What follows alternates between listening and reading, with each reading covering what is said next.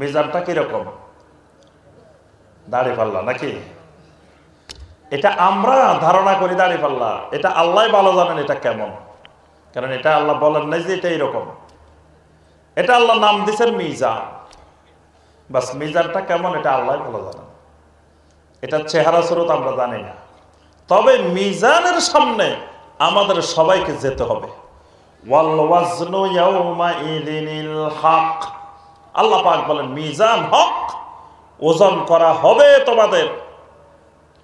কালেমাতান হাবিবাতান ইলার Rahman সাকিলাতান feel Mizan, দুটা কালেমা আছে আল্লাহর কাছে অনেক প্রিয়, মিজানের মধ্যে দিলে অনেক ভারী, বলতে অত্যন্ত সহজ। কোন দুটা? সুবহানাল্লাহি ওয়া বিহামদিহি সুবহানাল্লাহিল আযীম। সুবহানাল্লাহ। তাহলে বোঝা যায় মিজানের মধ্যে হালকার ভারীও আছে। ফামান সাকুলাত মাওয়াজিনুহু ফাহুয়া ফি ঈশাতির রাদিয়াহ ওয়া আম্মা মান খাফফাত মাওয়াজিনুহু ফাউম্মুহু হাবিয়াহ। মিজানের মধ্যে ভারীও হয় হালকাও হয়। আসরাত, এটা হলো সবচেয়ে ভয়ঙ্কর। এটা এমন, এটা এত সূক্ষ্ম, এত চিকন, এটার উপরে হেঁটেও পার হওয়া যায় না, এটার উপর দিয়ে বাসও যাওয়া যায় না, এটার উপর দিয়ে ট্রেনও যায় না, এটার উপর দিয়ে লঞ্চও যায় না, জাহাজও যায় না, কিচ্ছু যায় না। তাহলে যারা জাহাজ লই রওনা দিব জান্নাতের দিকে, এই জায়গায় গেলে জাহাজ পড়ে যাবে। কারণ এটা এমন এক ব্রিজ, এমন এক সেরাত, এখানে ট্রেনও যায় না, জাহাজও যায় না, বাসও যায় না, এমনকি হাঁটিও যাওয়া যায় না।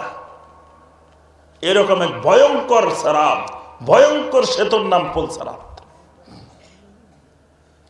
তো বলে হাঁটিও যাওয়া যায় না, বাসও যাবে না, ট্রেনও যাবে না, লঞ্চও যাবে না, জাহাজও যাবে না, তো যাবো কেমনে? যাইতে তো হইব জান্নাতে, কি বলেন? যাবো কেমনে? এটা এমন এক সেরাত, এমন এক পুল, এমন এক সেতু, এটা পার হইতে হইলে দুইটা নূরের সংযোগ লাগবে, দুই নূরের সংঘর্ষ লাগবে। বৃষ্টি হওয়ার আগে দিয়ে দেখবেন বিদ্যুৎ চমক আসে, আসে না? বিদ্যুৎ চমক আসে। বিদ্যুৎ চমক আসা মানে বৃষ্টি আসতেছে, মেঘে মেঘে ঘর্ষণ হয়, এই ঘর্ষণের মাধ্যমে বৃষ্টির তৈরি হয়। যা এই ব্রিজ পার হইতে হইলে নূরে নূরে ঘর্ষণ লাগবে, তারপরে পার হইতে পারবেন। জান্নাতি বান্দাদের জন্য আল্লাহ রাব্বুল আলামিন জান্নাতের ভিতরে নূর তৈরি করে রাখছেন, নূর পয়দা করে রাখছেন। বান্দা যত বেশি সেজদা করে তত বান্দার কপালে নূর আসে। বান্দা যত বেশি ওযু করে বান্দার হাতের মধ্যে, কপালের মধ্যে, চেহারার মধ্যে নূর আসতে থাকে। পুলসিরাতের গোড়া যখন বান্দা দাঁড়াবে, এই কপালের নূর, চেহারার নূর জান্নাতের দিকে দৌড় দিবে। ওই দিক থেকে জান্নাত থেকে আরেকটা নূর তাকে আগায় নেওয়ার জন্য, স্বাগত জানানোর জন্য দৌড়াই আসবে। পুলসিরাতের মাঝখানে গেলে দুই নূরের মধ্যে সংঘর্ষ লেগে যাবে। সংঘর্ষের মাধ্যমে একটা বিদ্যুৎ চমকের মতো হবে।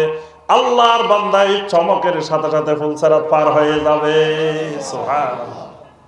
বাস, এটা আপনি হেঁটেও পার হতে পারবেন না, কোনো যানবাহন দিয়েও পার হওয়া যাবে না। আর এটা এত ভয়ঙ্কর, একবার পড়লে শেষ। নিচে কি? জাহান্নাম। এটা জাহান্নামের উপর দিয়ে। তাহলে এটা পার হইতে হইলে নূর সঞ্চয় করতে হবে, নূর কালেকশন করতে হবে, বেশি বেশি নূর থাকতে হবে।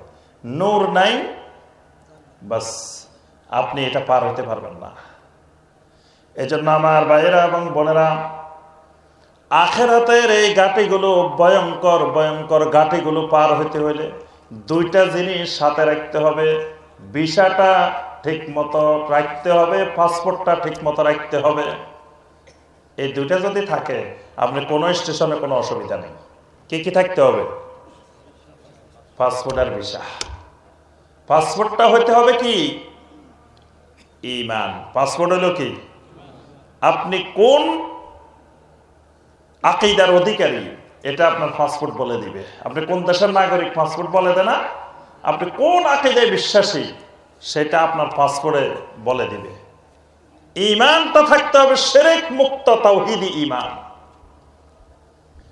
যদি 2 নম্বর পাসপোর্ট মানে শিরকি পাসপোর্ট, কুফরি পাসপোর্ট, নাফাকি পাসপোর্ট নিয়ে গেছেন, তাহলে ওইটা আখিরাতের বাজারে সব গাটিতে ধরা খাইবে। আর আমল নিয়ে যেতে হবে। আমলটা হলো ভিসা, জান্নাতে যাওয়ার ভিসা। আপনি কোথায় যেতে চাচ্ছেন, কোন দেশে যেতে চাচ্ছেন, আগে ভিসা নিতে হয় না? তো জান্নাতে যাবেন, জান্নাতের ভিসা তলে যেতে হইব। এই ভিসাটা আমলে চলে, কিন্তু ভিসাটা আপনি যথাযথভাবে সুন্নতি আমল দিয়ে নিতে হবে। বেদাতি আমল দিয়ে নিলে ওইটা 2 নম্বরই ভিসা, জাল ভিসা। বাস ওই ভিসা নিয়ে যাবেন, সব জায়গায় ধরা, জান্নাত পর্যন্ত যাওয়া যাবে না। এই জন্য আমার ভাইয়েরা এবং বোনেরা, আলোচনা দীর্ঘায়িত করবো না, আপনাদের সাথে আমাদের পরামর্শ ছিল যে 12টার মধ্যে আমরা শেষ করব। আল্লাহ রাসূল আমার কাছে কেউ আসে যদি জিজ্ঞাসা করতো মাতা সাহ, কিয়ামত কবে হবে, তা আল্লাহ রাসূল বলতেন তোমার কিয়ামতের দরকারটা কি? অনেক সময় আমাদের এরকম বেহুদা প্রশ্ন আছে, দরকার নাই তাও জিজ্ঞাসা করে। নবী সাল্লাল্লাহু আলাইহি ওয়াসাল্লাম ওয়ামাযা আদাত্তালাহা, তুমি কি প্রস্তুতি নিছ কিয়ামতের জন্য? এই জন্য প্রস্তুতি নিয়ে রাখতে হবে, কিয়ামত যখনই আসুক, আখিরাত যখনই আমার শুরু হোক, কিন্তু আখিরাতের জন্য প্রস্তুতি। তবে প্রস্তুতিটা অবহেলা করার সুযোগ নাই, কারণ এটা যে কোনো সময় শুরু হয়ে যেতে পারে। কালকেও আমার আখিরাত শুরু হয়ে যেতে পারে, তাহলে এটা বসে থাকার সুযোগ নেই। আমার ঈমানটাকে আমি বিশুদ্ধ করে নিই, আমলটাকে আমি বেদাত মুক্ত সুন্নতি করে নিই। আল্লাহ রাব্বুল আলামিন আমাদের সবাইকে পরকালের সকল আযাব থেকে আল্লাহ পাক আমাদেরকে হেফাজত করুন। আল্লাহ সুবহানাহু ওয়া তাআলা আমাদের সবাইকে জান্নাত পর্যন্ত পৌঁছার ক্ষেত্রে যত রকমের বাধা বিপত্তি আছে, সকল প্রকার বাধা বিপত্তি থেকে আল্লাহ পাক আমাদেরকে হেফাজত করুন।